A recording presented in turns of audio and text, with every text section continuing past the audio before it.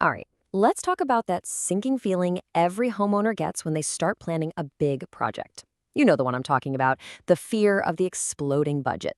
We've all heard the horror stories, but what if I told you that most of them are completely 100% preventable? Let's get into it. So, when you think remodel, what's the first thing you dread? The dust, right? The noise?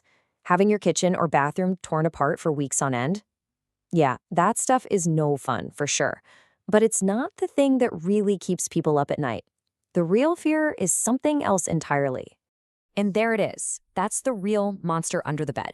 It's the anxiety that the price you signed off on is just a friendly suggestion. It's the fear of the surprise invoice, the unexpected change order, that feeling of losing control over your own money. And listen, you're not just being paranoid. This fear is totally justified because it happens all the time. So why does this happen over and over again? Well, budgets don't usually break because of one single giant mistake. No, it's more like death by 1,000 paper cuts. It's a whole series of small, seemingly harmless little issues that start to snowball, and by the time you realize it, you're buried in an avalanche of extra costs. So we've identified the four main culprits. Think of them as the four horsemen of the budget apocalypse. We're going to break them down one by one, and once you know who you're up against, you'll know how to protect yourself. First up is culprit number one. This one seems so chill and easy, right? Oh, we'll just pick out the tile and the faucets as we go. It sounds flexible. In reality, it's a total trap. Starting demolition before every single material is chosen, paid for, and preferably sitting in your garage is one of the biggest strategic blunders you can make. And this is exactly where the dominoes start to fall. That tile you loved is suddenly out of stock, so now you're paying extra for rush shipping on your second choice. All those, it's just a little bit more decisions on a light fixture here, a faucet there, they add up to thousands, fast. And worse, every delay means you're paying a crew to stand around and wait. It's a budget killer. Okay, get ready for this one because it's a huge aha moment. You see the word allowance in a contract. You see plumbing fixtures allowance, $1,000. Your brain thinks, great, my fixtures will cost $1,000. Wrong. It's not a price. It's a placeholder. And honestly, it's often an intentionally low number to make the total bid look more attractive. Then you get to the store and realize that for $1,000, you can't even get the faucet you want, let alone the whole setup. Culprit number three is all about the unknown. Especially in an older house, you are going to find weird stuff behind the walls. That's just a fact of life. But here's the key. A surprise doesn't have to become a crisis. When your scope of work is vague, every discovery is a five-alarm fire. But a well-defined scope, it anticipates these things. It controls the chaos before it has a chance to start. And we're talking about predictable stuff here. Old corroded pipes, a rotted subfloor, wiring that's not up to code. For an experienced contractor, none of this should be a shocking discovery. These are known risks. A good, detailed plan addresses these possibilities up front, instead of hitting you with a surprise change order halfway through the job. And finally, let's just talk about the hard truth of the business. Some contractors know that super low number they give you isn't realistic.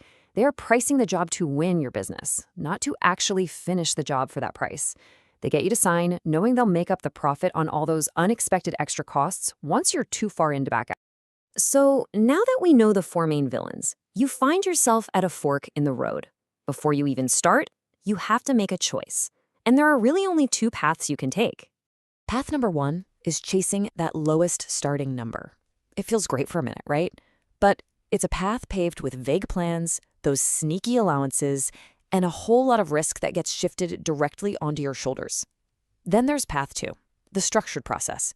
It absolutely requires more planning up front, but in exchange, you get clarity, you get control, and you get predictability. You're probably thinking, okay, path two sounds amazing, but how do I actually make sure I'm on it? Well, there's a really smart framework for this that helps get everyone on the same page from day one. Let's look at this table. Now, this is not just a fancy way of saying cheap, medium, expensive. It's about defining your goals. Tier 1, essential, is for a clean, durable update. Think a guest bath or a basement bathroom. Tier 2, signature, is the sweet spot for most people's main bathroom. You want some nice design and personalization. Then there's Tier 3, custom. That's for your forever home project, the whole shebang, a totally unique design build. You see what this does? By choosing a tier first, you're starting with a real conversation about what you actually want, not just some abstract number. This system is a fantastic way to head off that dreaded scope creep and make sure the project you end up with is the project you actually wanted all along. This all brings us to the single most important idea of this entire explainer. If you remember only one thing, let it be this. The real work, the most critical work of your entire remodel, happens long before a single hammer swings. I mean, this is the ultimate goal, isn't it? The number you agree to is the number you pay. Period. No surprises, no drama. But that dream only becomes a reality one way, when every single decision is made, every material is chosen, and every detail is finalized before demolition day even gets on the calendar. Now, I want to end on a really critical point. If you've ever had a project go wildly over budget, it's so easy to blame yourself, to think you were careless or didn't pay enough attention, but I'm here to tell you that's not the real reason. And that's the absolute truth. Budgets don't break because of bad homeowners. They break because of a bad process. A process built on vague estimates, last-minute choices, and an undefined scope isn't just a flawed process, it's a process that's practically designed to go over budget. The system itself is the problem. So as you look toward your next project, the big question isn't just about what tile you're going to pick. The real question you need to ask is about the process itself. Is your remodel plan built to react to surprises, or is it built from the ground up for success?